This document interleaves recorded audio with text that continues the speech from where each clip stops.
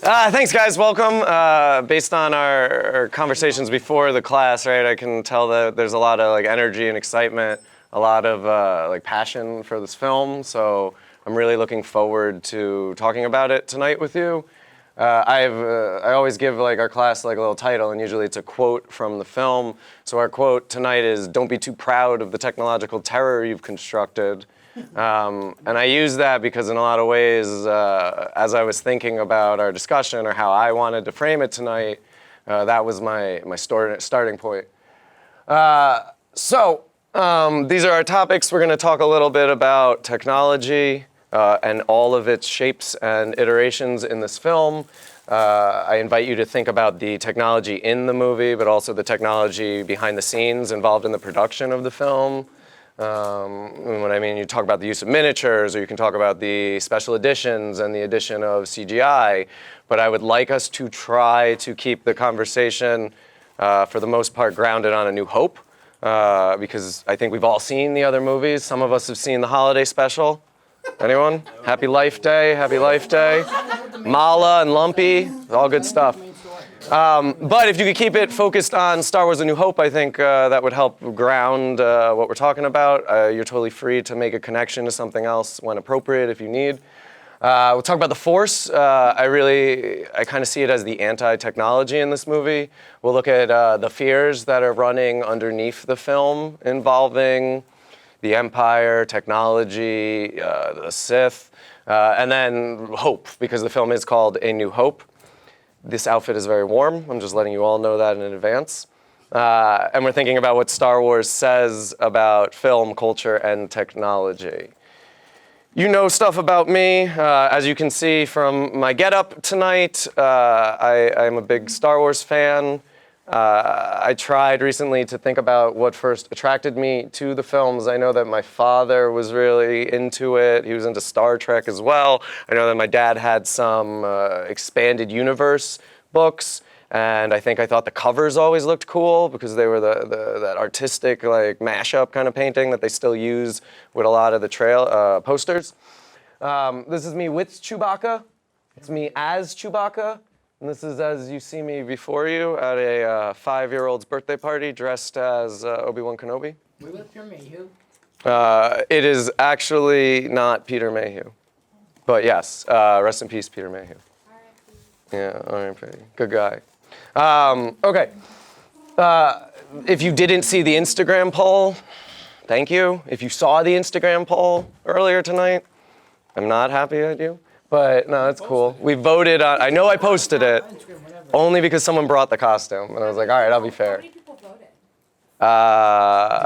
No, it wasn't 3. We had Dina on 7 accounts. Stefan, how many accounts did you vote on? Just one. Just one. One of the young gentlemen voted early. Yes, right. So there's at least 6 or 7 people. I don't know. I tried to check before, but I couldn't get it.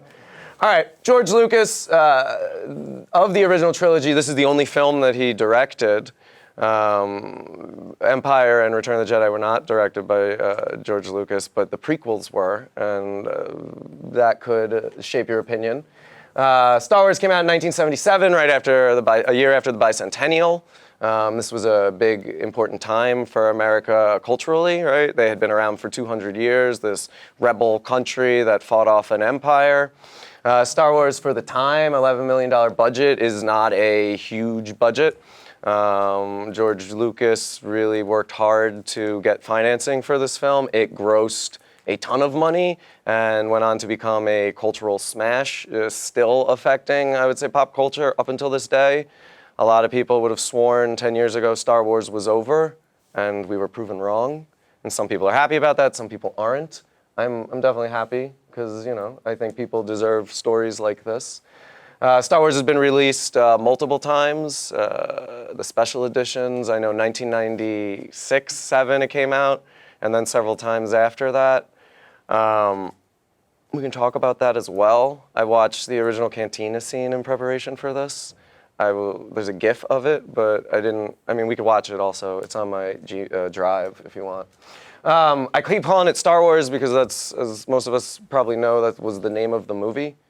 It was not episode 4 until the re-release, which means that Star Wars, Empire Strikes Back, Return of the Jedi were the names of those movies. In the original film, there is no episode 4, A New Hope, at the original scroll. But it is very hard these days to get the original release of the movie. And that's me vamping. Before I tell you kind of what I think about the movie, as I said, that quote from the first slide kind of framed my thinking tonight, so I figured I would show you the scene that it comes from and then share with you kind of like my general thoughts. Thinking about the idea of technophobia. Technology, when you go back and you look at like initial definitions of it, technology is something that's supposed to aid in human life, right? And technological advancement is anything that is making life easier for people. And technophobia is not the just hatred of technology. What the idea of technophobia is the suspicion in the belief that technology will only help life, right? Well, it's the reluctance to be persuaded to believe that technology is going to solve all of the problems. And this film, Star Wars, really helps show the underlying dangers and concerns that follow that belief, right? The belief that technology is going to fix everything. What we end up seeing is malfunction, misuse, and technological inadequacy that really help to prop up the individual in this film and show humanity's superiority over technology. The Death Star, in a lot of ways, becomes that ultimate symbol for technology and what is dangerous and scary about it. Any questions before we move on? What about the AI, yes, sir. Like C-3PO and... I would consider them a form of technology open to discussion this evening. Darth Vader, I would consider something worth discussing. The vehicles, the weapons, right? I think all of this is worth thinking about, sharing our thoughts in regards to. And the first topic that we're going to go to is technology. And I'll show you 2 short clips, and then we can kind of open it up. Did you have a question? No. You sure? You just put fingers, I know. Fingers. Okay, cool. Any questions? Anybody like, nah, technology is only bad in this movie? Okay. I would say it was good for its time. Yeah. Oh, like special effects? Yeah. Yeah. I think where this movie is different from the other ones that we've studied is that this one is more about, at least to me, what technology makes people do or allows people to do so much as like the other 2 movies. It was, Jurassic Park, it was, technology creating these monsters and the monsters killing people. Yeah. And The Matrix was, humans creating this AI and then the AI enslaving people. I feel like it's more like, it's still very grounded in what humans do. Yeah. It's just that we're a little bit farther forward in time. Yeah. Right? You know what I mean? So Yeah. Or backwards in time, right? A long time ago. it's But very American that is a really good point, both of those, because this is a society or universe that the film presents to us in which technology is fully ingrained into their culture, into their ways of life, right? Nobody thinks about it. Nobody questions it. You flip a light switch and the light bulb goes on, you don't think about the electricity that's flowing to it. You know it's there, right? But it's not something that you're conscious of. And technology is that's how it progresses and advances. It becomes so much a part of your life that you don't notice it anymore. So like the droids are a great example of what we see with that. We take them for granted. All right, here's Alderaan.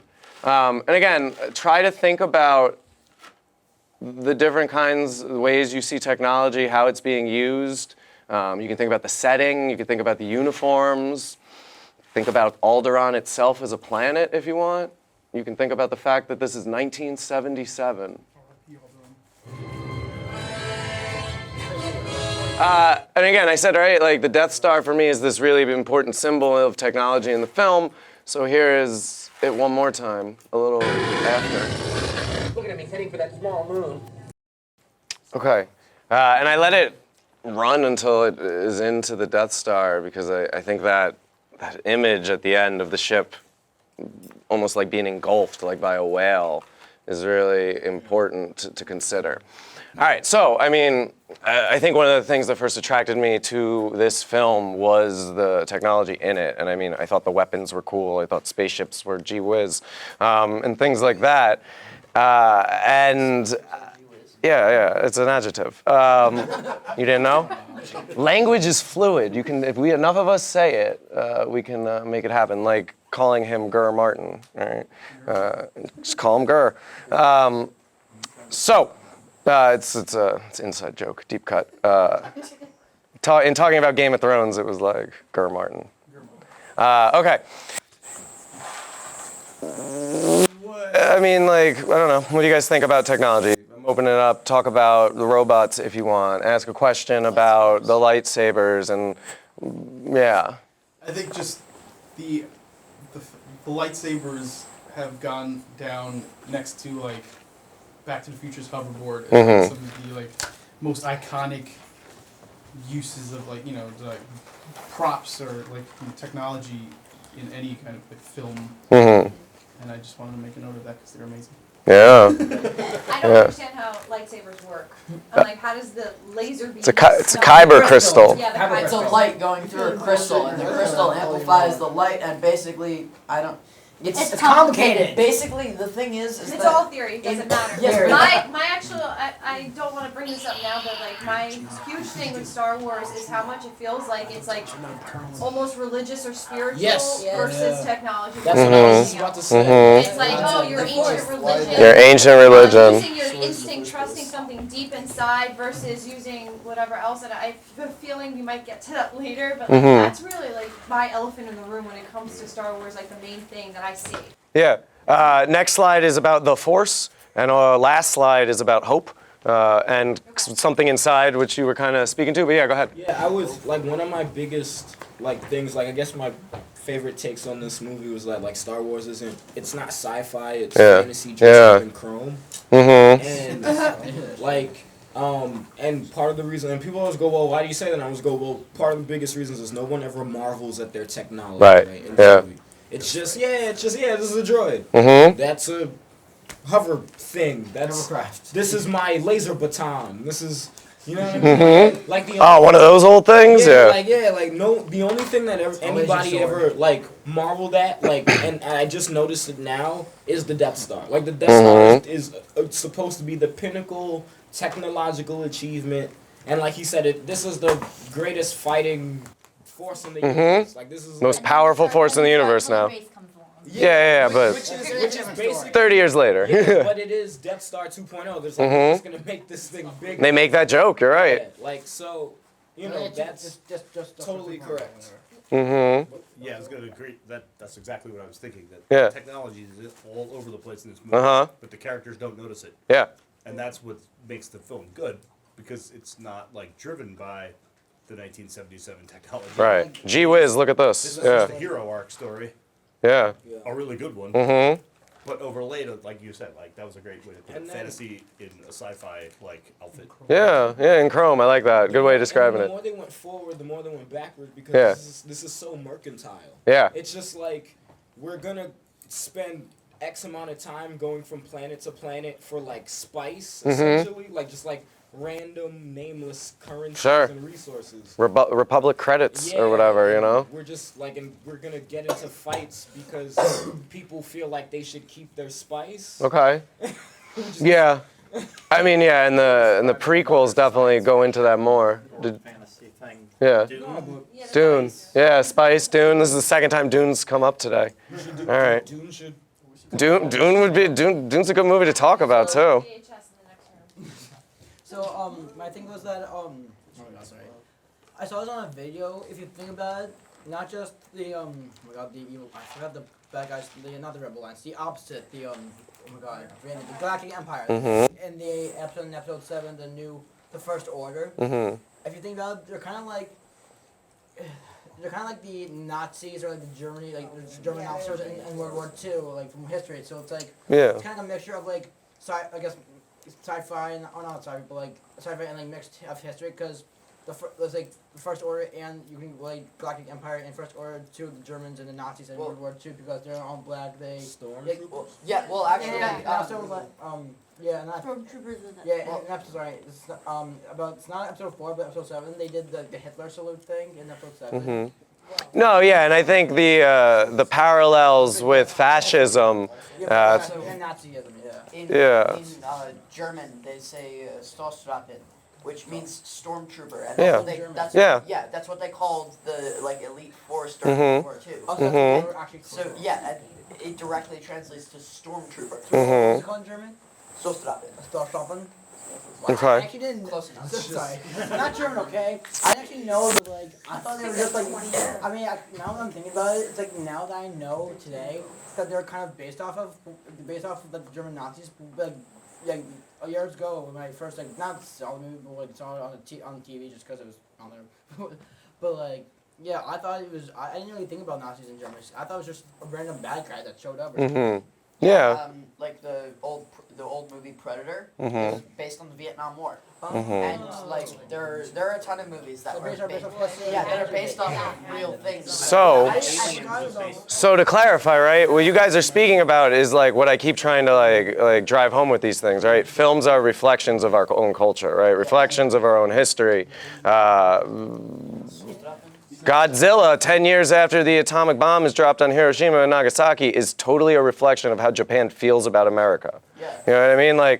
Movies ground, that's what makes them resonate, right? Those themes that you can connect to, where you see yourself. The TV show Black Mirror, right? It's showing you us and technology in a world just reflected darkly. Right. That's the Black Mirror, or I don't know, it's a different conversation. Maybe that's the Black Mirror, maybe this is the Black Mirror. Okay. I gotta make a Black Mirror reference at least once a class. All right. Black Mirror is a show. It originally was on the BBC. Netflix picked it up. It was kind of like a modern Twilight Zone kind of thing, but in terms of technology and what it could do to us, right? It's this class, but paranoia, by the millions. Yeah, I haven't told you to destroy your iPhones yet. You're safe. It's okay. Siri's listening. You should trust her. We will if you ask, Master. That's what I'm working for. Just you will. Siri's listening always, so be paranoid. You will use a flip phone. Okay. I'm just surprised how every movie is just based off history of them. And right, in addition to the parallels we see with stormtroopers and Hitler and fascism, right? Because Nazism is a form of fascism and totalitarianism. There are also parallels with Nazis and the technology. A lot of German scientists came over to the United States and helped develop some of our greatest weapons. The Nazis developed really powerful weapons during the war that were instrumental in them having such a big lead at one point, if we're keeping score.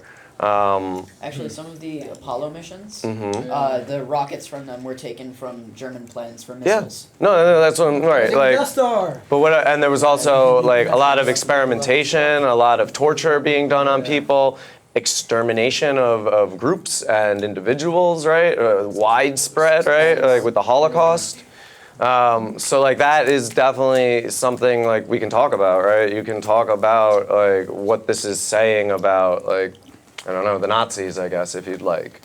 You could talk about the droids. Does anybody have any thoughts on robots in this movie and how they are depicted? They have strong personalities. Okay, all of They them? kind of have feelings, but they kind of don't Some at of the same them, time. yes. They're some of depicted them, as just another person. Yeah, okay. For good and for bad, right? Just another person. You wouldn't know based off the characters we're following.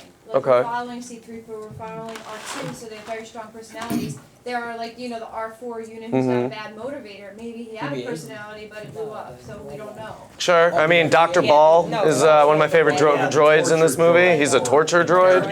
Yeah. His name is not Dr. Ball, but I think we should all call him that. Okay. Yes, sir? I think also, they're One mic. both kind of utilized a lot, but at the same time, I feel like they're seen as this different part of society. Yeah. Because the cantina has the whole restriction, no, we don't serve your kind here. Absolutely, and I'm glad you brought that example up because that's one of the ones where I remember watching it and being like, oh man, that's messed up to the droids. Like they're racist against droids. What the bartender is not letting play out, though, is a scene in which a man serves a machine. Right? We don't serve their kind here. He's not allowing humans or humanoid creatures to be subservient to a machine, regardless of like the personality, because I think we feel for the droids in that scene. We feel the injustice. So much so that, like, again, in later films, they'll kind of play that up more. Like the droid revolution, Like Solo. in Solo, yeah, absolutely. That's kind of what I'm alluding to. Yeah, like I believe that is a response to people's reaction to that we don't serve their kind here kind of scene. It's so weird and cool that we think about what happens in these movies. Like the first time around, we just like watch them for fun because we like it and whatnot. But then after a while, I just start thinking about it. It's like, oh yeah, I remember. It's like, oh, that thing. You have so many realizations. Yeah. And that's the difference between high culture and low culture, right? Low culture film, it is what it is. It's pure entertainment. Something that's more high culture in terms of art is something that you can enjoy for entertainment, but it can also make you think. It can make you feel. It can make you grow. I think a lot of people at this point in time would say that like Star Wars has been like that for them for many different reasons. But yeah, going back to the droids, in later movies we'll see droid torture and like in Jabba's palace and like feel for them. C-3PO falls apart in every movie, and I hate C-3PO. I thought that again watching it. He was the Jar Jar Binks before Jar Jar Binks. I got no love for C-3PO. No, it's fine. Okay. Don't fight with me. It's okay. I can have my opinion. There's no such I'm thing as realizing Jar this Jar- right now. Jar Jar It's an Binks. honest Jar Jar is confession Jar to Jar. you. Jar Jar is forever. Jar Jar is the first completely digital character, and that is something worth discussing as well in terms of our reaction to him. Right? We can't relate or connect to something that's not It was real. before Gollum. Yeah, it was before Gollum. 99. Yeah, 99. Wow. Uh-huh. Yeah, but Gollum was also Andy Serkis was In behind motion it. capture. Yeah. Yeah. behind it. Yeah. Oh, okay. So there was. So yeah, Jar Jar Binks was just a computer-generated Ahead character. That they were talking No, about. I think he was actually No, an I actor, think and a that's student, an acting. actor, a voice actor. Doing but they didn't, it wasn't motion capture dots and stuff, it was No, placeholders. it wasn't that. Yeah. Motion capture. Yeah, no, I've seen the mask, I've seen the mask. But that's just so the actors can play off of it. Yeah, You know? exactly. Island. Like, I thought in Force Awakens, Uncut Plus, I thought that was all CGI, but it's just one big suit or whatever. I always think that back in the days, like people just used makeup and whatnot, but then they just started using CGI and relying that on everything. But they use a combo of both. And what happens is a lot of times the CGI doesn't age well. And something in this film, I think the use of practical effects and miniatures really helps it hold up. I watched the additions to this film, like on Tatooine and other places like that, and it just looks messy and it looks like a PlayStation 2 game. You know what I mean? When they add the Yeah. CGI, Yeah. it's awful. And it's awful. everywhere. It's just like awful. cluttering up the screen. Oh, CGI wait, of eight the little. Jabba, But here's the Jabba thing. in Jabba's I hate palace is an sound. actual. It's cool. We gotta do one mic, guys. We gotta do one mic. We can't listen to everybody at the same time. Whoever wants to go first is cool. You go first. Okay, It's not so much like, thing. also Jabba in Jabba's palace in episode 6 is an actual like giant costume that 2 people have Sure. to actually It's a puppet, wear. yeah. Or 3 people like Kermit the Frog. Yoda. This is the Henson Company, right? So This is how you got Frank Oz. We just went from talking about like droids and droid torture Uh-huh. to comparing Jabba the Hutt and Kermit the Frog. Yeah. But that's the technology that goes into the production of the movie, right? Like but still, the fact that he's an animatronic puppet that feels Why are lifelike. there so many? Yeah. I would watch a video on YouTube of Jabba the Hutt singing that. Sure. Other thoughts? You want to talk about the Death Star at all? Yeah. I was just thinking about droid torture. Just Okay. Awesome. I love it. I try to do it once a day. I remember seeing that like they personified the droids so much in this that they allowed them to be tortured, but Yeah. you can't torture a droid by putting something on it. It Right. doesn't have nerves. Right. But it was screaming when it was getting its feet hit, and you're like, and you almost start to forget in this movie that the droids aren't droids. Mm-hmm. Because droids aren't tortured. Right. I mean, theoretically they could just like hit a button. Yeah. Not do Absolutely. anything like it. Why would you make a robot that could feel pain? And it's a robot doing it to a robot. Right. Yeah, but Which on top of that is like doubly human. It's not like It's mega messed up. Yeah. Right. So it's so the robot. Sorry, it's just business. At least the droids are just they're just I people. see you. Okay, go ahead. In, That was in back. this particular movie, the personality comes out more like the torture that happens later That's later in- on in Jabba. That's in Return of the Jedi, yeah. Yeah, But like in this one, like R2 lies. Yeah. Totally like lies outright to okay. Oh, I can't play this image of Princess Leia Until you because take I my have something restrictor taken bolt off. and Yeah. all of a sudden he's gone. He pieces out. Like that's not within a character. Like that's not the characteristic of what a computer is supposed to do. It's supposed to do what it's programmed. And I always thought that like that R2 is actually the hero of all these stories. And like, why is it that this one's particularly so special, or is it just that particular model, or is like that's what I don't know. Is like we see other models and versions, and they don't have that same personality. Yeah. So it's like, is it just because we're following this one that we see that, or are they all kind of like that and meant to be that way? Yeah. You know, R2 was actually played by a guy. Yeah. Yeah, he was. Ken Baker or whatever. He's the chosen one of the droids. But what you're kind of alluding to is the idea of the ghost in the machine, right? The idea that if you've ever seen, what's the Will Smith movie, I, Robot, again based on Asimov's like rules of robotics, the idea that like a soul will evolve in machines eventually. Like that's what comes with the being self-aware. Eventually, errors in code or whatever will create feelings and dreams and stuff like that in robotic life forms. And then does that make them any different from us then? Besides, if you think about what makes us individual and concepts of that spark or consciousness or soul, right? Like how are R2-D2 and C-3PO different? You know, do they represent, you know, what might happen with technology, what Siri might become? Yes. Well, maybe because R2's memory wasn't.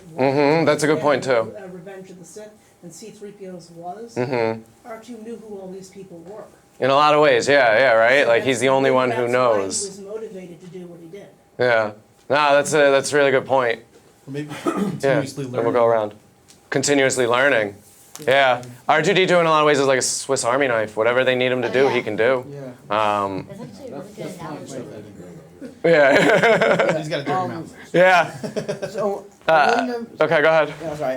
I've never really been able to do this. How can we translate R2-D2's beeps and whistles into like pure like English? So, cause There's I a never book really. about it. It's The a same way that Shakespeare. we It's can- Star Wars told Shakespeare. They're- You can they- read it. Oh yeah, Oh, yeah, I I have that actually book. Yeah, have 'cause, like, both cause, like, trilogies. I never actually knew like how how same way we how would like how he translate his like because I don't mean it's like I kind of know what he says, but I don't mean like how those beeps and whistles are It's a translated to little English. bit of like a mixed Morse code. It's Because like you don't, there's no English. It's just like the beat. No, you're right. And ultimately, in the course of the original trilogy, Luke will learn to understand R2-D2. Not in this film. He still needs the computer. Like we see it when he's in the X-wing. It's typing out what R2's saying to him, or C-3PO is translating.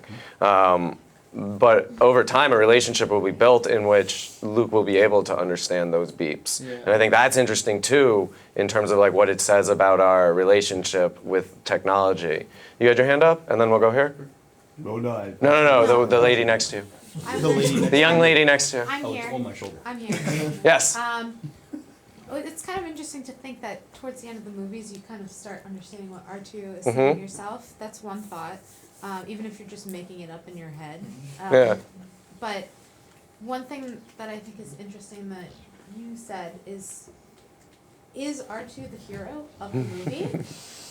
If he and how would we really know if he was? Because has anybody watched the movie through like from the perspective? I know you. I Yesterday. watch it as from Chewbacca's perspective too, and I'm like, Chewbacca is such an emotional Hilarious. character. He's got the biggest heart, but sorry. But well, I think it's interesting to think that there are these technological beings in this movie, and you don't really give them a chance to like really even think about watching 7 movies as that one character being the main character. Because we're so used to human beings being the heroes, we just focus on them. But what's the real story?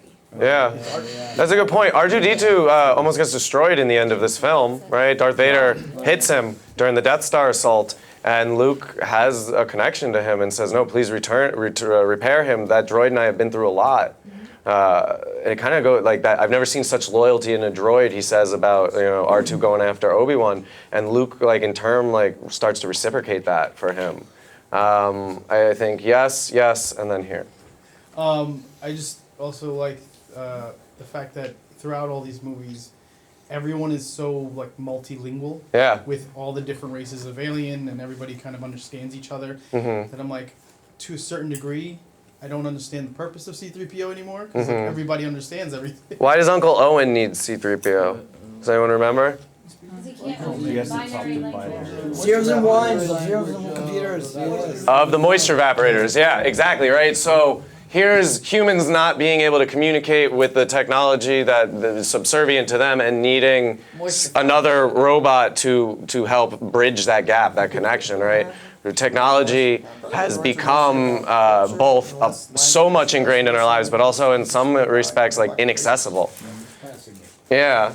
All right, so I had said you next, and then you, and then I think maybe a hand right here. Okay. I gotta learn names. I know most people's names. I'm always afraid I'll make a mistake. Oh, me? Yeah. Oh, okay, no, it's just that back during the original playing of Star Wars and Empire Strikes Back, Yeah. there was commentary made that really it was about the droids and that they were taking you along this trip. Yeah. And that was actually brought out at that point, and you're going, okay, fine, and you know, the hiatus between Return of the Jedi and the Prequels, yeah. yeah, just kind of made you wonder for, how long was it? Like a decade? It was 83 was Return, and 99 was Episode 1. Yeah. Yeah. So all of us that were driven crazy by that. 99. Yeah. A lot of big movies. Who's going to tell this story, and are we going to remember what the hell they said? In the Yeah. beginning? So- I love C-3PO. I know I said I hate C-3PO. I do. I love his arc over the three movies in the trilogy. I'm not much of a storyteller, I'm afraid. And by the end of it, he is telling this epic to the Ewoks. With like sound effects and stuff, and he becomes a great storyteller. So maybe he's a learning computer. Maybe the droids are They stopped adapting. using But that. he's They the haven't Ewok erased his king. memory. C-3PO. Wait, By the So end he of only the think third. he thinks he's not a good storyteller because he just doesn't remember He was wrong, anything. or was wait, that- which shirt? Okay. He remembers Jedi, what Return happens Jedi? in the original trilogy. Yeah. Does he? He remembers what happens from the time that No, the original being. No, because 4, 5, Anakin Oh, yeah. built 4, 5, and because 6. Anakin built C-3PO. Yeah. Speaking of that, Anakin building Oh, C-3PO. yes, sir. Bear All with me ideas here. are welcome. All ideas are Bear with welcome. me here. Yeah, no, I'm bearing. Okay, so I remember reading in this. It's the fingers, though. Non-canon comics. Uh-huh. Okay, I'm just gonna. No, you're doing great. You're doing fine. There was this little thing that was set during the Empire Strikes Back where Darth Vader actually found the pile of droid parts on Cloud City of C-3PO, and it suddenly brought back all these memories of finding 3PO on Tatooine, and it was called Thank the Maker. It's probably one of my favorite, not Legends, Star Wars, Tales, stories. And he actually showed a sign of compassion towards the end. He wanted Chewbacca to have the droid parts. Okay. Simply just stating, I am giving the Wookiee what he deserves. Okay. Because he had a flashback about his mother and all that. And it just really... But he resorted back to being the same old cruel son of a, you know... Have you ever Wampa. seen the books who Anakin's father was, or was it just the mother, or like why was it always just mother, not like the father? Go ahead. It's because there wasn't a father. It was So, like like, just the even the midi-chlorians just created the child. Boom. He's a metaphor for immaculate conception. What do they call it? They call it is it a convergence of the Force or a variance in the Force? But the idea that he was conceived, a virgin, yes. He was conceived by the Force. Some people think maybe Palpatine like manipulated it. Yeah, or Darth Plagueis perhaps. So it's not. So But I think all that is more like conjecture and So theory. even in the books, then just no father. Just But also Skywalker is like this John Smith of the Star Wars universe, from what I understand. Yes, sir. The only thing I was thinking about was C-3PO and R2, are they in all 8 movies? Yes. Yeah. So they're the only characters in all 8 movies? Yeah. They're like the chorus in Right, I like think from they Shakespeare are. Like at almost. some point, like when he was saying like that there's something that they're the storytellers. Well, they're the only characters that go through the entire arc with everybody. And So they sort of They give were you even like in Rogue One I for would some think you reason. remember everything. And traditionally, Yeah. the chorus is gonna like it's for the cheap seats in a lot of ways, right? The chorus choral characters and like Shakespeare, it's to give you something to chuckle at. Usually like Well, there physical could be humor, relief. a robot falling down. Well, they're comedic relief. Yeah, and I think that's definitely true. R2 slipping in oil, Yeah. or falling down, making weird noises But when he falls also, down. they have to Yeah. they have to keep like most movies that are actually pretty good. They keep some like not main characters the same, but they keep some side characters like C-3PO or R2-D2. Not arguing with you, but just saying that sometimes they can be considered side characters. And Oh, like, gotcha. like in The Purge, they have to keep this one guy. I think his nickname was Stranger, and he's been there for all of the movies. But Okay. they have to keep at least like one person the same, Yeah. because it Skull creates some from sort of Power conformity. It's yeah. And it's interesting that those characters that are kept the same are like robotic. They're droids, right? They're not human characters. And traditionally, like a human character is what we're going to relate to most.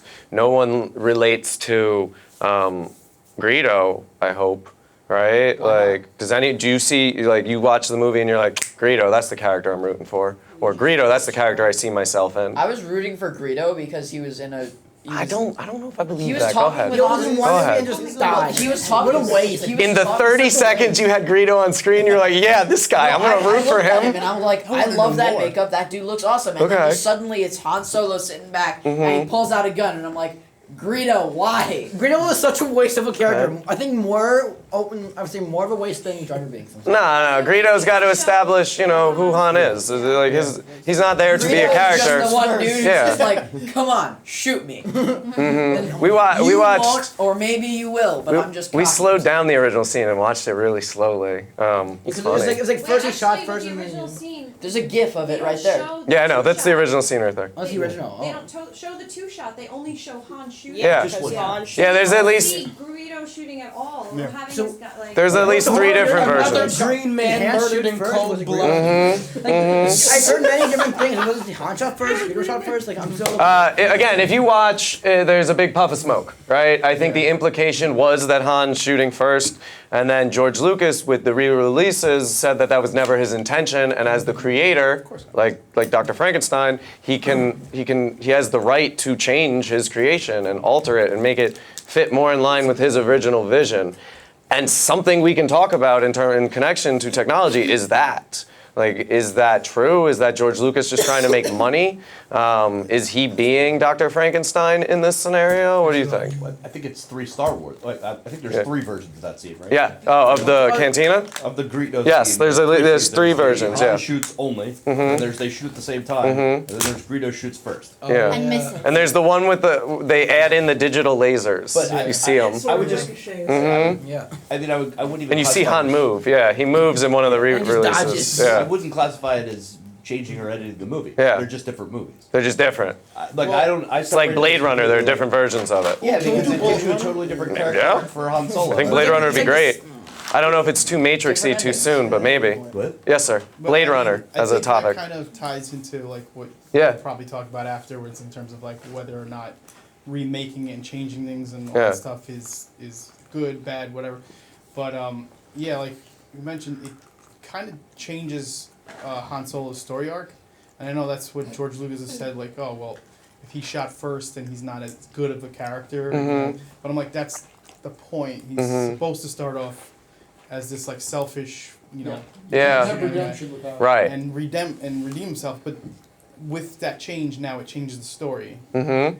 So yeah, I think You know, that's a great point. In Rogue One, I don't know any character's name in Rogue One. But no, I don't. What's the guy who kills the other rebel spy in the very beginning of the movie? The main character? Yeah, the main character. Cassian. Yeah, Cassian Endor or Endo or something like that. Yes, thank you. Yes. I instantly disliked that character because of that action, right? And I didn't feel that way about Han Solo, but maybe that is what George Lucas was afraid of, right? Because I couldn't care for him the rest of the movie. There was no real redemption for him in my mind. well, in Yeah. that case, it was a little bit different. Like he was another like rogue person. They were on the same team. Yeah. Greedo in this and Han are both Okay. shady characters, so it's like it's a little different. Like it's like seeing a good guy kill another good guy, and then these two bad guys killing each other. It's like you don't have the same impact. Okay, yeah, that's So- true. That's a valid point.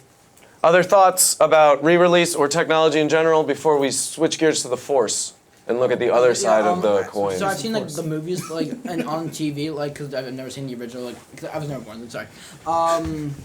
You don't have to apologize for that. It's not your fault. It's TV. I wasn't born either. It's cool. I was born in the wrong generation. Wait, hold on, sorry. I'm trying to think more. Oh yeah.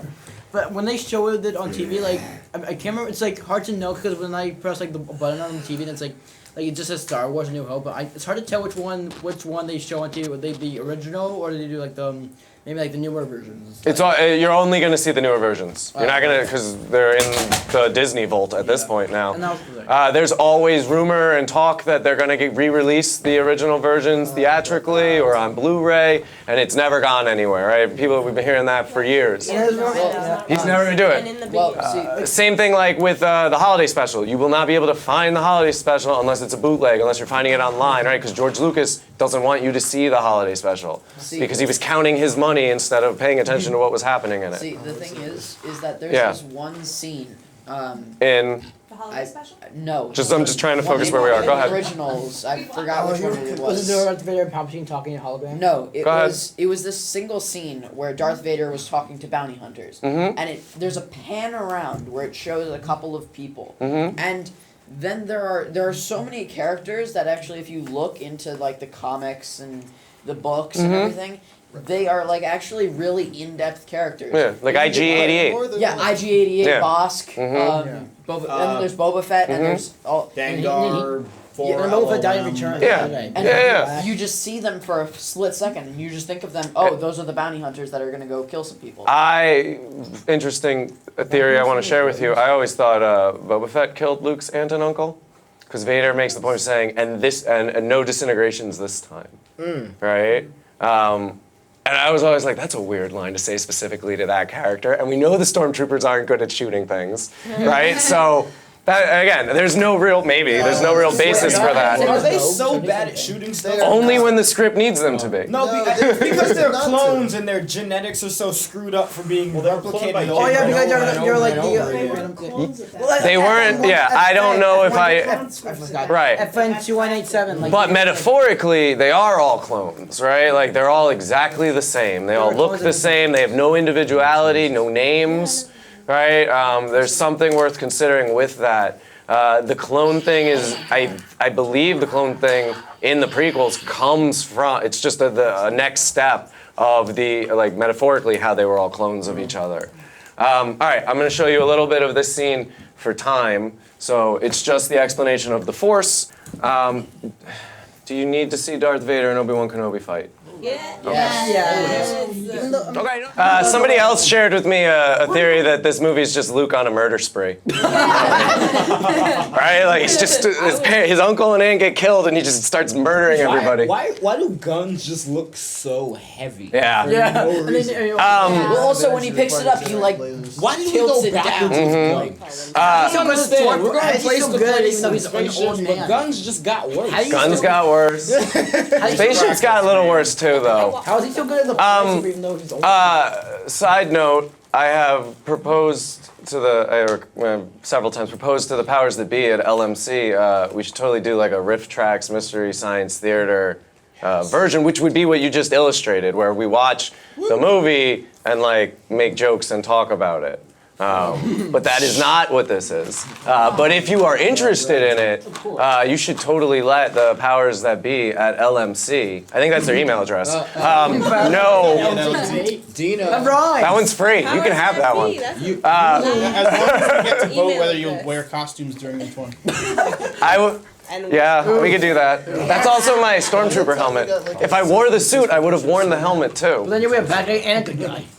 Okay, in a lot of ways, I think the Force is the anti-technology in this movie. And what I mean that in a lot of ways, but what I want you to consider is like, we've talked before about technology is neither good nor bad. It's about balance, about how you use it, right? There's good and bad technology in this movie, and those same things can be said about the Force, right? It's a force of nature, perhaps, that is opposed or yeah, go ahead. I lost my train of thought.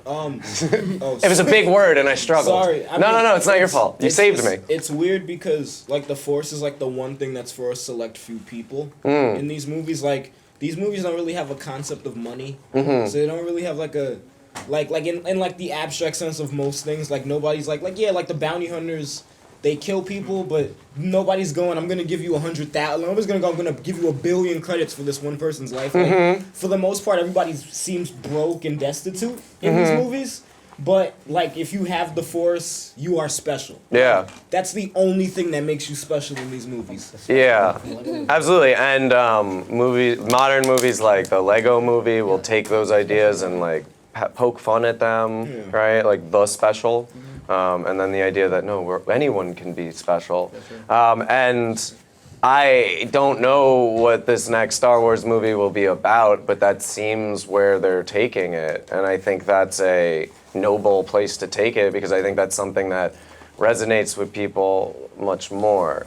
Even though a lot of us secretly believed you were Neo all your life, and then you saw The Matrix and you're like, oh man, it's true. They made a movie about it. That's great. They're trying to tell me. Or maybe that was just me. Same thing with the Truman Show. I don't know. As a kid, I was like, yeah, this is probably a TV show, life. Yeah, I get it. I'm the main character. Okay. And then as you grow up, you realize the world is much bigger and like it's not about you. You grow out of solipsism and you learn empathy. But in this movie, you're right. The Force is for special people. Or training in some people are better than others, and that does seem like an inequality. They say in this movie they like have to teach him the Force, but in the prequels, the ways and of the other Force, ones, they say it's all about the midi-chlorians and how you're born with it. You guys don't get why I don't like the prequels? Yeah, no, absolutely. It says you have to learn the Force, but at the same time you're born with the Force. The Force is energy that binds us all and flows through all living things. The Force is microscopic bacteria. But the only people who can binds us and loops us. Right, yes, they are the same thing. They're different ways of looking at it. It's fine. It's just like your Force is 10. It's over 10,000. I'm like, I don't know. This isn't Dragon Ball Z. They turned the Jedi into a bunch of Scientologists. Yeah, and let's just be honest. I liked that Last Jedi pointed that out. Say what you will about that movie. I like that it's cognizant of some of the shortcomings, some of the hypocrisy. You too, please. One of the things that I remember from Revenge of the Sith is Yoda basically saying, we've been training Jedi the wrong way. Let's do something differently. Yeah. Maybe that was the realization that prompted. Yeah, that could be very true. Because all of a sudden he was like, wait a minute, we screwed up. I think yeah. Go get mad. Okay. Yeah, go ahead. Go ahead. No, the midichlorians versus going through everything else. Sure. Just reminds me of high school physics. And, well, no, your light is a particle. Yeah. No, it's a wave. No, it's a particle. No, it's a wave. Yeah, it's my peanut butter and my chocolate. It's okay. There was maybe probably 10 years ago now, but there was a couple episodes of South Park where they were in the future, and it was like, my science is stronger than your science, and they all were arguing about whose science was right. They weren't arguing about religion, and I thought that was probably where we'll end up too. Because politics. Yes, miss. I had what was it that like not that the Force is opposite of technology. Yeah. But I think they kind of work together a little bit too, because you look at someone like Darth Vader who had like the highest, like was so powerful with the Force and yet needed the technology to keep him alive. If you think of it in the sense of like there's no good, no bad. There's just like too much or too little of something, and it's just like severe off balance, and that technology needs to come in to create a balance in him. However, that's also the thing that disrupts him. And I think the film might be suggesting that technology can't be balanced, right? That there's always going to be individuals who are going to misuse and abuse technological power, that there are no external safeguards against those kind of threats. The safeguards have to come from something inside of us, right? Some kind of belief in ourselves. Like General Grievous. Go ahead, and then yes. Yeah, General Grievous in the prequels, he's this like. Keep going back to the prequels, please. Go ahead. Continue. It's fine. You guys were like, we got Kevin in a Jedi outfit. Let's see how much more we can torture let's him. Be honest, there's a lot more movie in the prequels. Yeah, General absolutely. It's a bigger General, universe. They like show him as like this robot, and then they start showing that he's actually like part living thing. That's not even prequels. That's the Clone Wars show. No, which I'm not disagreeing with you. I'm just like, that's even one more step removed. In no part of anything have they ever given him the Force. Oh yeah, he just used lightsabers. Yeah. Exactly. And he's like, I killed a bunch of Jedi and I watched how they fight. I have all these lightsabers. Look at my 8 he hands. doesn't use the Force. No. The thing is, but he's an actual living thing. He's a human. What did Obi-Wan in is it in here? No. Obi-Wan in Return of the Jedi says he's more of Darth Vader. He's more machine than man, twisted and evil. That was in one of the last lines. Right. Yeah. And based on the Clone Wars TV show, the second Clone Wars TV show, the one that's computer-generated characters and not hand-drawn, is Grievous is a front-runner prototype to Darth Vader. Right. He's just the heart and the eyes and the brain inside a older version of the Darth Vader suit. And then Ahsoka comes into the. And that was Rebels. That was Rebels. No, that was Clone Wars. She's in both. She's in both. I hear she's a better character in Rebels. She's Yes. She bothers me like C-3PO in Clone Wars a little bit. Yes. Kind of piggybacking off Adina, but yeah, I don't think it's a full opposite kind of spectrum because of the fact that it seems like the Jedi are the ones that can, wield and create these lightsabers and stuff like that. So you don't see anybody else using these, and that's a piece of technology. It's just how they use it. Sure. But also Luke loses his hand and has a robotic hand. Oh, yeah, that's So true. like he, in the same way like his father, has Both lost their hand. has a little Both bit Luke of lost machine. one. See that? That's and that is a motif that runs through the whole series. No, but the losing limbs is all right. I do have a discussion ball that we can transition to, and it's like the talking piece. I don't think, because that's what I do when I work with high school kids. I don't think that we need that. I think we all can be adults and listen to one mic at a time. Yes, sir. Okay. I know we want to keep it to this one, but just talking about the midichlorians. Trigger. I'm sorry. You guys made a bet or something, like. No. All right, go ahead. No, please, go ahead. It doesn't bother me at all. It's like okay, that whole motif that comes into all genre stuff where it's like, magic, like how you transition from magic to technology, or magic is just technology that is so advanced that you can't understand it. Like Doctor Strange, in the Marvel universe, like he is a scientist, right? Like to him, the magic is if I do X, Y comes out. It's just that other people don't get it. So like, where Vader chokes the guy. And he's like, oh, your ancient religious and your sorcerer ways. He's just like, and he chokes him. Like, to me, it's just kind of like, he's like, fool, you're just not initiated. You just, like, you just have no idea what it is I'm playing with. So you speak haphazardly, but like, if you really understood, like, what was required to master this, you wouldn't speak to me this way. And if it is little microscopic bacteria or whatever, the ability to communicate with it, I think, is something that blows my mind a little bit, right? Becoming animal. Something that may sound strange is there was a movie called, this isn't the strange part, there's a movie called Phenomenon with John Travolta, thank you. What's strange is, I think, like, that's the closest I've ever come to seeing the Force in another movie.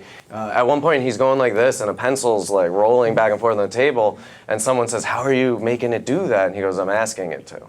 Because he was using more of it.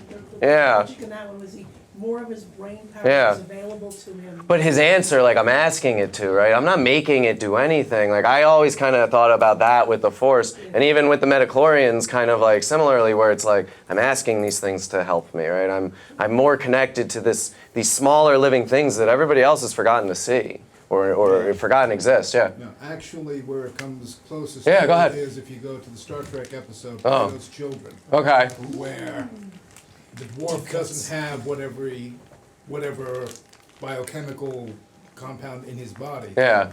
And Kirk and Spock synthesize it, and they end up having the same telekinetic powers Okay. as everyone else. Oh, that's really where cool. it most shows up. I like that. Yes. Yes, you can like both at the same time. You absolutely can. What's the different So As long as you don't. with the I'll leave Voyager alone. with all of the balance and all that, We can talk, but Star Trek Voyager, it was just Captain Janeway trying to be Ripley for 200 episodes. Listen, it's another conversation. So with the balance thing of the Force, It has nothing to do. I like that she's a strong woman. I think she's a great leader. I think the show itself has some weak spots to it. I think it's let's put 7 of 9 in a really skin tight thing. Her character's just eye candy. that's been Star Trek and Star Wars. Okay. Yes, that's Star Trek. Backing up. Yes, sir. Go ahead. With like balance, like when Obi-Wan and Anakin are fighting in Episode 3 again, the prequel. It's like I didn't say let's talk about A New Hope tonight. It's like let's talk about anything else. Yeah, go ahead. So when he says, I have the high you're ground. supposed to bring balance to the Force, not destroy it. Well, there were 2 Sith and like a bajillion Jedi, and so then he brings it down to 2 Sith and 2 Jedi. Because Order 66. Well, like, yeah, so he was bringing balance to the Force, but the Jedi see it as destroying the Sith. When in actuality, it's making the Sith and the Jedi equal. I feel like the Jedi should have been more powerful to know about Order 66, because they can like mind read or something. They should have known better to like what was coming or known what Order 66 was. Like before the clone team shot them, they should have like used their lightsaber, like just stopped all the bullets or just like just killed them or something. Yeah, but I mean their judgment was clouded. Their ability to use the Force is diminished. We should tell the Senate that. Like they tried, but again, it's like someone said earlier with Jurassic Park. It's because movie. You know, they need them not to know, otherwise there's no It's the movie. same reason why the Good Witch didn't just zap Dorothy back to Kansas. Well, the power was inside her all along. She couldn't send her back, Wise up, right? we got a whole movie to pad out here. Yeah. Okay, we're gonna go here, and then we're gonna go here. I think just when you were talking about the forces, like Yeah. I almost saw more like the forces, wisdom, and technology is knowledge. Like, there's only a limit to so much. Like the strongest force guy on the positive side was Ben Kenobi, and they got stuck in a tractor beam, which is technology, and he couldn't do anything about it. I mean, it's not like he could just Can't put his hand escape up its and be pull. like, let's go the other way. But he could have at some point in his life. But And Darth Vader could have probably, you know, there's no like necessarily like direct back and forth between the two. I just saw the one as like you knowledge takes you so far, and that's what technology is in the movie, and wisdom takes you so far, and they interplay throughout the movie back and forth. Like there's no real. You know, you can have all the technology in the world and all the knowledge in the world without any wisdom. You're going to use it for the wrong thing. Yeah. Or with the wisdom, you're going to use it for the right thing. So it's really just like kind of wisdom and knowledge could have played back and forth. Yeah. We're gonna go here next. Something I want you to consider is which of the two, right? So Darth Vader or Obi-Wan Kenobi, is humanity more likely to become like? And I don't mean like morally. I mean in terms of what you're saying with like wisdom and knowledge and technology and how those are being depicted. I think Darth Vader is a much more realistic outcome for what the post-human is. It's not being more in line with nature and being able to meditate and use magical abilities that people don't understand or talk to bugs, right? It's we're going to put technology inside of us. Technology is going to become a part of us. Keep us alive. Right, it's going to keep us alive. It's going to be what allows what continues. Because Darth Vader's a cyborg. Darth Vader's totally like an example of the post-human in the same way like you could argue the X-Men are too, right? It's the next step. There are people who put a boombox speaker in their chest just to see if they could. We put ears on mice, right? But go ahead. No, the gentleman behind you. No. It's not in regards to my question. I just want people to consider that about Darth Vader. Because he is someone who uses the Force, right? But he is also someone kept alive by technology, imprisoned by technology. But what were you going to say? No, I was trying to catch on to the back end of the... Please, yeah, go ahead. Back end of the balance to the Force thing. I was just going to say, it just means that Mandy Patinkin wasn't there to say, I don't think that word means what you I love Manny Patinkin. He's a great guy. I kind of want him to be my grandpa. You're so good. Stay on a TV show, please. I know he's been on Homeland for a while, but before that, he would do like 2 seasons and then go. And I'd be like, oh, this show's not the same without you. Yes, sir.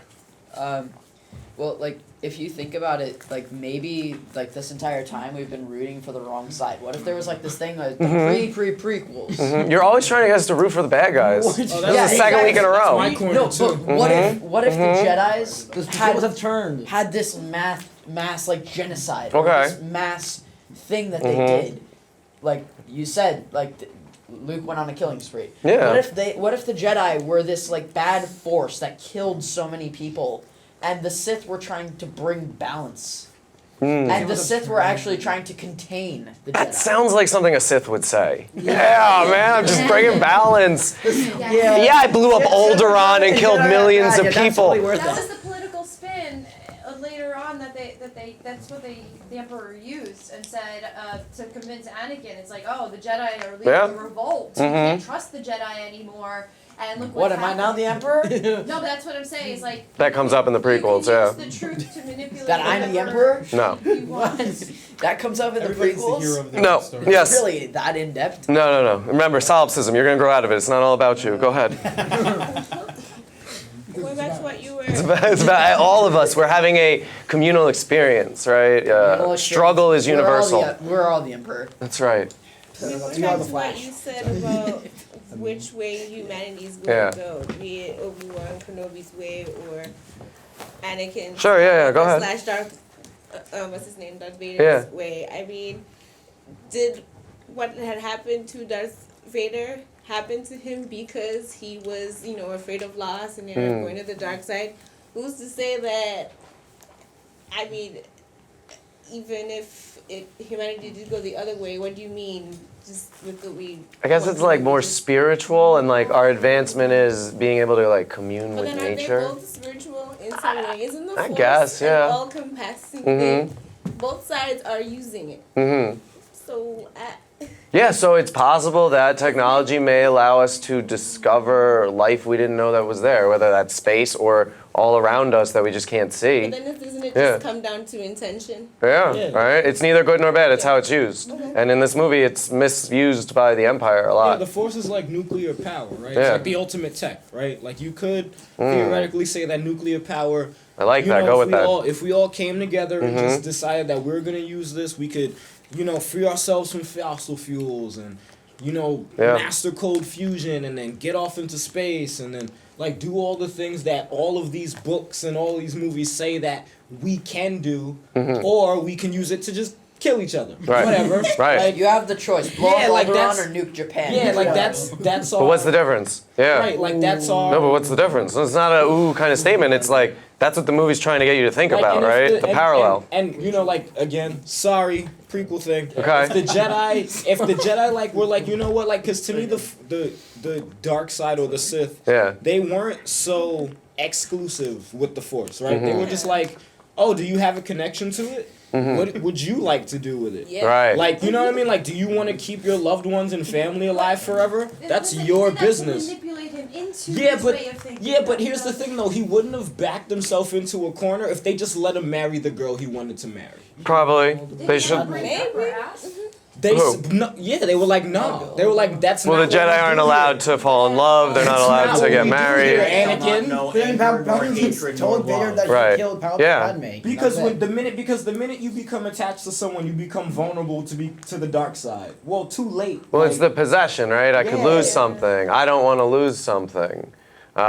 Same thing with with the limbs and stuff. It's I've lost something and I need to put it back there, right? And Luke has it look like they look like normal hands, right? It isn't until Return of the Jedi where it gets nicked, and then he is made to confront twice in that movie what's underneath the covering. There is some kind of contemplation in that with the losing of one's own humanity. The parallel between how technology is used, the power of something for energy being corrupted and used as a weapon, right? Like nuclear energy was in World War II with Japan, but also then the threat of atomic desolation that continued from that point up until the present day. You guys now do drills in schools for school shooters. Your parents hid under desks from the atomic bomb. My dad. Right? That's what I'm saying. Like the generation before you, but I'm not going to get into the other thing, but it was a real fear culturally, and Alderaan looks a lot like Earth.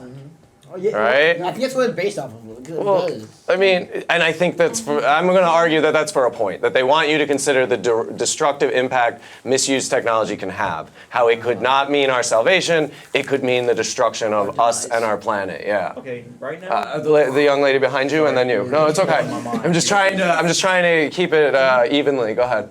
I'm not sure it's a misuse of technology. Yeah. It may be more of a misuse of power. Sure. And the technology is just a tool to use for the power. Yeah, and I think technology gets coded as something that comes with the power in this movie, right? Like the way everything with the Empire is depicted, right? It's this technological dystopia. Everything's clean. Everything looks the same. The power, the destruction. I think they're getting like linked together. The rebels have like older stuff, right? Like all their ships seem like they're held together with band-aids. Because they are. Yeah. Yeah, they're like the old tech and new tech. But the lightsaber is old tech. The blaster is new tech. There's that too. Don't be too hasty. You know, sometimes what you have is better. You know, sometimes the older thing is more reliable. Windows 95 was better than 98. I don't know. Windows XP was better than every other right. Windows. Yeah, that's true. Right. Damn Vista. I'm fine. Okay, you sure? Yeah, I'm sure. Okay. I like it. Other thoughts? Yes, sir. So, I actually wonder about this, like, how, and, like, I'm not saying, like, the whole story, but, like, with, or, let's say, if it were in actual, like, good order, like 1, 2, 3, 4, 5, 6, or whatever, I wonder if Star Wars would have been a completely, like, different movie if Anakin never became Darth Vader and he just never went to the dark side and just stayed on the light side and became, and went with Obi-Wan. I wonder if, what would happen then, like, would Star Wars be a completely different movie? Would it go the same path? Like, what would happen, like, what would be the main thing going on? No, that's good. And I think, yeah, it's going to be a different movie, absolutely. And considering those what ifs is like a fun part of any history, whether it's fictional or real, right? What if this? What if that? That's good. Did you have a thought? No, I was just. You're just playing with your lightsaber? Don't put your eye out. Yes, sir. I mean, the time period that the movies were filmed in does impact it. So if you look in New Hope, where it's the metaphors are to like Nazism and like older style imperial societies, whereas in the prequels, ignoring the midichlorians, the Senate is dissolved in a way where everybody starts backing this hugely charismatic leader, which is coming out around the time of like the Iraq War. Yeah, in a lot of ways, the of prequels parallels totally in the responds to that. Yeah. Again, you can say American Revolution also, right? Like the rebels in the Empire, right? The British accents, you could even go. Other thoughts? Did I see a hand? No? Okay. Let's talk about the fear and how it's shown. And I think this scene is a really good example of what's scary. I think this is scarier for some reason than Alderaan blowing up, because I think I know the characters. I see the characters who are in the situation. But it's, again, in terms of the technology, it's not clear cut, it's not straightforward, and you'll see. Sewage monster. Luke is very whiny in A New Hope. He's very, he's such a baby. Uncle Owen! He's a kid that was on a farm. I wanted to go to Tashi Station. Yeah, like, hey. He wasn't whining in The Last Jedi as he was older. Maybe that's really what the problem people have with Luke in The Last Jedi. Okay, so in this scene we have technology, right, threatening to crush our characters. The trash compactor is doing what it's designed to do, right? But the addition of humans is not something it can correct itself on. We have humans calling upon technology for assistance, powerless to save themselves because of how dependent they've become on it. We have technology providing the salvation for those three characters. We have technology feeling bad when it thinks it's failed. So what's scary? What's this film trying to point out or show us? What do you think in terms of fear? Pulled out of that for a second. Yeah. Because of that scene right there with the stormtroopers.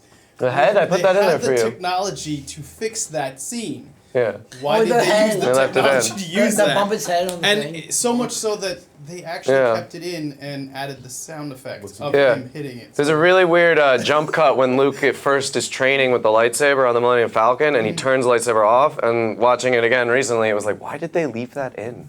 Like you notice that it's a cut, right, when the lightsaber goes off. So similarly, yeah. Well, that Yeah. I feel like that it's also like just a cut. This, Yeah. like I said, they had to add the Foley to Yeah. put the And noise that's of him comedic hitting his effect. head on there. Okay, back to the computers. Well, It's they their can't transcripts. see what's right in front of them and how dangerous it is. I don't know. Some viewers are What do you think? Explain the poor accuracy. Mm-hmm, There yeah. you go. Visibility is really bad in it. Well, then that's the Literally, technology of their Supposed helmets. to. Mhm. Yes, they've got a tracker on the Falcon. Mm-hmm. They're supposed to let them off the trip, which that's true too. And I guess if you think about it, you're when they're in the trash compactor, like you can think about it like this. I thought I was just thinking about it as like all the garbage and whatnot, disgusting stuff there. I thought that was just you just think of it as just your old tech from like way back when in society. But actually, now I'm actually thinking about it even more. You can actually think about it's new tech because like you can maybe throwing away like, old tech and using new tech, or maybe just like the new tech throwing away the new tech and using and going back to old tech, and then I guess making that old. I'm trying to say this in like not the confusing way. It's like, Okay. Revamping old tech. yeah, kind of like revamping old tech and then using that instead of your newer, like updated tech or whatever. Yeah, Luke uses his father's lightsaber, right? In the new movie, the broken lightsaber gets put back together and is being used. I'm saying that because I'm looking at it. Yes, sir. Along Yeah. what you were just saying, like they just flew a spaceship to a Death Star. They went in and had a gunfight, and they're about to get killed by a trash compactor. Right. So the fact like, that trash compactors still exist. Yeah. right? So like, Similarly, in Wall-E, there's a scary trash compactor there's scene. So like, Yeah, I remember I that. think like this scene just kind of leaves you like, I mean, as far as technology is concerned, like. Even the trash compactor in this thing is so much bigger than the rest of them. That it's still a problem, and like, there's so many little technological traps throughout the whole movie. Like, you know, especially if you live on Oleron. Yeah, they've But lived. like, you know, like the trash compactor is really basic. It's just something that squishes things. And of all the things they could have been killed by in this movie, it seems like that's the closest they got to death. Yeah. In a visceral sense. Yeah. Like, I mean, obviously they were close to death at other times. Yeah. But that's kind of like you said, a non-feeling death. Like Yeah. in Alderaan. It's like 6 billion people died in Alderaan. It kind of Like that. looked like Earth, and nobody cared. I mean, they cared a little bit, but Obi-Wan cared. a little. He felt it for a second. Right, he felt it for a second. Continue your training and I'll be All fine. right, Go I'm make over me it. some But blue this scene, tea. you said like it made you actually fear something. Yeah. It was just really the least technology, so like it just kind of. Yeah. It's weird how you try to kill off a character, but then they survive, or it's just a close to death situation. Right, of course. It's to provide tension in the movie and to make you feel that when we say edge of your seat kind of thing. Right? But they could have done that anyway. They could have had it get really close with a stormtrooper, you know, but we go to this scene, right? We go to a trash compactor closing in. We go to those screams. The wall passes past the camera at one point, you know, like. That's good camera trick. Yeah, it is. I like that shot every time I see it. Other thoughts, and again, about anything, yeah. Well, maybe the trash compactor was Uh-huh. more relatable because you couldn't, as a person watching the movie, you couldn't really envision yourself being on a planet that gets blown to smithereens. You can't really, you know, you Being can't a really, laser bandit. you Yeah. can't really envision that, but the trash compactor, everyone can sort of relate on a stomach-turning level to being crushed. Right, because our garbage machines do it. We've seen it happen. Yeah. Yeah. Okay. Yes, and then we'll go here. Like these movies are very big Next. on not like on calling on other genres of film. Like that's a very traditional adventure. That's so Indiana Jones. To be trapped, you know what I'm saying? Like This is the pit, the lowest part of the circle. Like, yeah, the Death Star's a dungeon. You know what I'm saying? Like our heroes are in enemy territory, and this is the booby trap that could potentially kill them. And those are the kind of movies that they were making back then. Like even though this is, you know, dressed in chrome, it's still at the end of the day like the big adventure blockbuster. So you're gonna need those stakes at some point. You're gonna need some kind of jump scare, which was again in the same exact room, that pit thing with the eyeball, and then they shoot it, and then they're just like, oh, you think we're done? Nope. You know, compressing walls and you know, all that other kind of stuff. So Yeah. they managed to work in the other genre stuff into this. You know, it's fantasy, it's adventure, it's sci-fi, it's Star Wars. That's It's why very we love Temple it. of Doom also, Yeah, that's right? why There's we that love scene it. in Temple of Doom I too. don't know what does that mean? I think I have a fear of being crushed. Chrome is like silver. I think that'd be a bad way to die. Other thoughts? So, like, Yeah. just with Dr. Ball, like, when they're Yeah. torturing her for information, like, that's just something that like because it's something that uses that. Because doctors are not supposed to do harm. Yeah. There's it's almost like a horror shot in that scene with they do a extreme close up of the needle, the syringe, Oh yeah. and then the door just closes. The R4 unit that blows up, Yeah. right? It starts it off. And that's his daughter too. That's so gross. Yeah, I yeah. didn't know that at the time. Yeah, that's gross. Still gross. His It's- daughter. Death Star, Star Destroyer is the names of their ships. Right? The idea that these are like coded negatively right from their inception. To strike fear into the chaotic regions of the galaxy. How are you going to keep control in the outer provinces? Fear will keep control. Fear of this station. Fear of the power that Fear it of has. the droids. It's like, how Yeah. does Tarkin still blow up the Alderaan? It's like, even with if Tarkin, like, even if Leia gave the information or not to Tarkin, then he would have done the same thing as he always said, like, no matter what. Like, if it was like, no matter what, he would still blow up Alderaan, because like he would just like he would just want Leia to be crushed and like lose all those people and like feel empty inside. Yeah, because it's about ruling through fear, right? Absolutely. Well, about Sure. I'm piggybacking. I'm about to switch franchises here. Oof. It's late in the evening. I'm just pointing that out to everybody. Go ahead. I know. I'd like to watch the Death Star blow up. Okay. Go ahead. No, please tell us. Spoilers! It's a reference to the new Star Trek films, Yeah. the 2009 reboot, when Nero, Eric Bana, his villain, sucked Vulcan into a black hole. He wanted Spock to feel empty inside, because, for God's sakes, the guy lost his mom right before she was about to be beamed up onto the Enterprise, and the whole planet got sucked, and Yeah. that's kind of like piggybacking what this guy just said, so... And despite like the world, the universe of the Federation in Star Trek being a technological utopia, right? There's a lot of scary technology in both the shows and all of the different movies, the different like iterations. Yeah, and I could go for like maybe a century, maybe right to the 24th century about how the sci-fi democracy in Star Trek and the sci-fi democracy in prequels, bear with me here, they both probably failed during times of conflict, but thankfully we do not have the time for that. Something you see in the newer Star Trek movie, Star Trek movies is it's making the audience consider like, what if the Federation is the bad guy, right? Which is something that is absent from the original series, most of the Next Generation. It isn't until you get to Insurrection. Yes. When you get to Insurrection, it's pretty clear where it's like, these people you thought you could trust the whole time, the Federation, they're not so great. You can trust no one. Bad writing. Okay, swerving back from Star Trek, Yes, please. although someday Disney will own them too, you know? Disney will own everything. Everything except these things. Death Star. All right. Blow up Death Star. Sorry. All right. Go ahead, because I want to. Yeah, like I said, I think we should talk about the hope of humanity And that's blowing in up these the Death films. But was there a hand? Do you want it? You sure? Please. No, it was on Star Trek. Wow. I mean, there's a lot of relatable stuff. I really glad. Just go to the hope. Okay. I'm going to show you two scenes. I'm going to show you. They're both part of the assault on the Death Star. About 2 minutes each.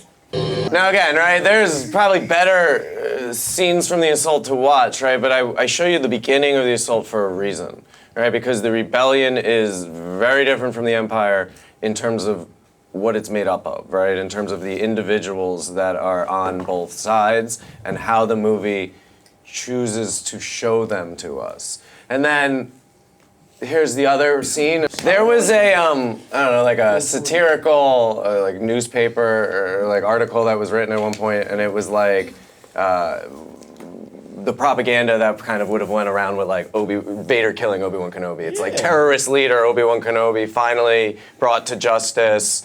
It talks about and again, if you think about the other side, how it might be seen. Like the clerk scene. Like the clerk scene, like again, like that whole thinking through like what we see happening, I think is important. Same thing in The Matrix though. Remember we brought that up with The Matrix, like, so they're murdering all these innocent people right now? Right, yeah. Yes. You know, and it's like these people are just following orders, maybe, or just doing their job, just doing construction, especially Just in following Return. Yeah, All right. sure. So this is a new hope, right? And what's the new hope? Oh, Luke's the new hope, or whatever. But I want you to think about what this is saying about like the hope for humanity in connection to what we've said with technology and how it's being used and the dangers of it. I want you to perhaps think about the individualism that they show that's important and the problem-solving skills, right? What do you think? Well, I think that at the end, like, again, like, it's not what I was saying before. Yeah, go the ahead. knowledge and wisdom stuff. Like, all the power in the world, Luke shuts off his only technology to take the shot using, like, sort of, like, and I was just saying, like, when we were watching it, he's kind of hovering. And it makes it really soft and kind of, he's not, like, staying still. So he's kind of balancing and he's just sort of going by feel and his own instincts, rather. And that shows that, like, that's can be more important than technology. Sure. No matter how advanced it gets, because he ends up destroying the largest technology piece in the movie without using any. And earlier in the scene, the ship he has. Right, yeah. Earlier in the scene, though, we have another rebel pilot who misses the shot, right? When he's using the targeting computer. Yes. Interesting fun fact, 18 months after this movie, Moonraker will come out, and we'll have almost the exact same finale, with James Bond needing to shoot down a missile in a spaceship and turning off the targeting computer. And everybody wanted to get on the Star Wars bandwagon. Yes. But Yes. they did do a very good job of the graphics. Oh, I'm not saying Moonraker's a good movie. Although, if you want to think about technology in that movie, there's a boat that turns into a car that turns into a plane. Yeah. Go ahead. Yes. And a good Well, space I'm thing. gonna link back to something that I said in Jurassic World. Why Okay. does the fat guy always have to die? Yeah. But the thing is that half of the time they have like a really fat guy-esque name. Porkins? Porkins, yeah. Why do you have to make fun of him for being fat and then kill him off because he's fat? It's just like it's a stereotype in movies. You have to kill off the fat guy. I remember like, one of the pilots, like, they were actually mentioning exactly like Rogue One. I don't know if it was Rogue One or some other a Star Wars story movie that like one of these older like rebel pilots they were like mentioned or something like I was like I think it was probably Rogue One they were like probably mentioning because like they died or something I can't remember Yeah. like The original Red 5. Yeah. I think Yeah. it was probably They strangled Jabba too. They strangle Jabba, they do. And he was just Was Jabba a good guy or a bad? gangster trying to make a living. Oh yeah. You know, get rich or die trying. What Jabba- In the Clone Wars, he's got a Jabba's son. private interest. Okay, so all right, you guys have thoughts about blowing up the Death Star, but what about Porkins and the other rebel pilots and how that scene plays out and how we're shown them? But what were you gonna say? Well, I was gonna say there's also the hope factor of redemption too, because I guess if we go back to Star Wars version 1 where Han shoots first, this is the part where he saves everybody. Yeah, he comes this back. This is the scene that completes his arc in the movie. So he has a nice single movie arc, and so that also shows that hope for like no matter how much of a criminal you may have been when faced with like a tough situation, You do like the right Darth Vader, you might there are people that can come through and do the right thing and like as opposed to just paying off John to see which is what he could have been doing. Yeah, because So Luke's they end up wanted doing, to like, be. a double hope. It's true. That's a more traditional story arc. And he's got more of that arc than Luke does, you could say, right? Because Luke, definitely. he's doing it for a personal reason, right? The Empire killed my family. They killed this old man I met for a couple days. Han, he's Right. like, I'm not a partier war. I want to go. Is a journey. Yeah. Han has an arc. Yeah. Okay. That's interesting. What if like Han's like bullets like it actually fired like missiles to the Death Star and Luke just thought that was the Force from his like ship that blew up. These are toys. Yeah. Those are action figures. Oh. No, I was pointing something else out. I think about. Yeah, go ahead. No. Oh, Stretching? well, we'll finish your thought. Well, no, I mean, stormtroopers all look the same. We kind of said that earlier. I gave you the toy Luke and Han because that's what separates them, right? As soon as they get in, off come the helmets, right, revealing the individual underneath. With the whole Rogue Squadron coming out, they all have got names and faces. You know Porkins because the film tells you that's his name, right? They establish these characters, establish connections with them, They don't call kill them them. Yeah, they do. in the movie. Yeah. Why do we call him Porkins then? Because canon. Internet. But where does canon come from? Yes, but no, watch it. Yeah, watch it. He's called Porkins. What is it, Biggs or is it Lars? It's Biggs, right? Wedge, right? Like. Well, Biggs, they show like kind of a moment with Luke. Yeah, he's got the mustache. He's the one with the They used to mustache. kind of like Was to that fly their added? T-16. Yeah. They're from Tatooine. Yeah. Mm-hmm. Original or was that added? That was the original. That was the original. I mean, it's hard for me. Yeah, well, I guess it was in the original. Yeah. I never saw the original. Now. Thought? Because I just watched. Yeah, I think it's just great that the good guys have facial hair in this. Yeah, that's true. Yeah, it's very true. Well, also their squadrons are the red and the gold squadron. There's blue. There's blue, yeah, and they all got colors. Yeah, But but whose colors were red and gold? whose colors were red and gold? Iron Man? Russia. Who? Soviet Russia. Soviet Russia. So you think it's a movie about communism secretly? Maybe. Maybe. I don't know. I don't know what the Republic's like policies were enough, really. But maybe this is how democracy dies. I saw your sign, producer lady. I saw your sign. I'm getting the wrap up signal. So, in conclusion, Can't be tell Lisa. I think we heard a lot of really important ideas. Go ahead, share it. This is going to be final thought, so go ahead. Well, I just as a final kind of Please. bring up, just kind of for I don't know who has seen the original cuts Yeah. and who hasn't. Who's seen the originals? I don't even know.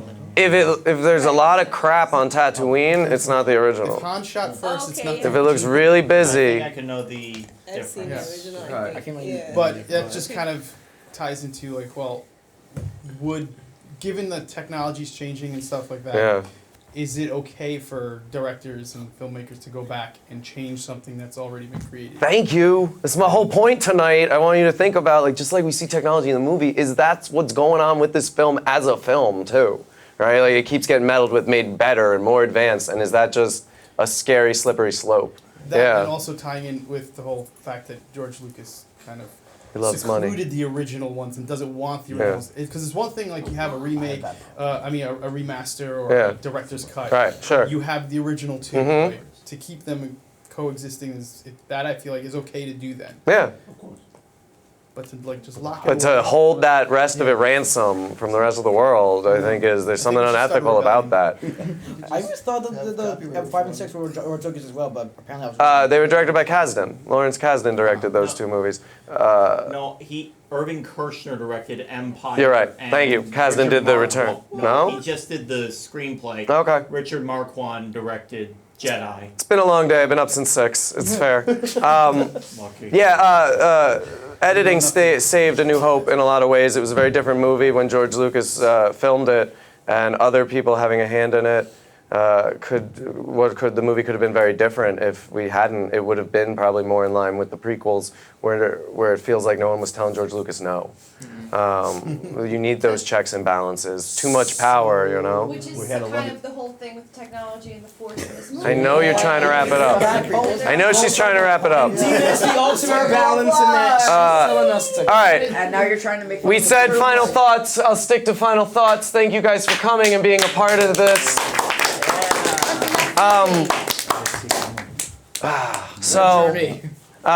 Really quickly, here's my internal conflict right now. So here, look. Oh wait, hold on. So let me explain my internal conflict. I made these slides, had conversations with some people before this before the class began tonight, and in the course of those conversations, it was like, oh, we should do this next week instead. And I never changed the slides. So in fairness, we can, for the next 30 seconds, throw out an idea and see if people are into it. And if we can't come to some kind of consensus, I'll tell you what I was thinking. Hellboy. Or vice versa. Endgame. It's too soon for Endgame. I'd like to do something where we could talk about technology in some way. I think if you can get really creative with what that means, though. Her. Or Black Panther. Oh yeah, Black Panther was really good. Yeah. Yes? I vote for your original thought as of 6 p.m. this What was the original? this I don't evening. even know. All right, let me tell you what my original thought was. Because I foreshadowed it earlier. I said, I made several atomic bomb references. I talked about Japan a couple times. And my suggestion was, but hear me out. Which one? We would watch Gojira and we would watch it with English subtitles. Because the American release is a different movie. The original Godzilla is very anti-American. It's also didactic in terms of what it's trying to teach about being the mad scientist and what that responsibility should look like, and weapons and technology and atomic bombs.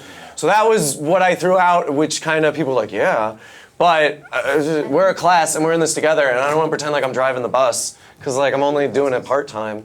That was an Indiana Jones reference, but a bad Indiana Jones reference. Mad Max. The one with the CGI monkeys. You're a teacher? Part-time. Yeah, that's all. Yeah, no. What do you guys think? You want to do original Godzilla, or would you? Whatever. Oh, wait a second. You were going to do original. It's either original Godzilla or Gojira in English subtitles. Yeah, it was no. It's Gojira with English subtitles, and I'll put it on my Google Drive. And if you get your email, I'll share it with you, so you don't have to find it. Okay, watch Godzilla. If you end up watching a different Godzilla by mistake, that's okay. It might make the conversation interesting. If you give LMC your contact info, I will make sure I put the movie on my Google Drive and share it and make it available to you.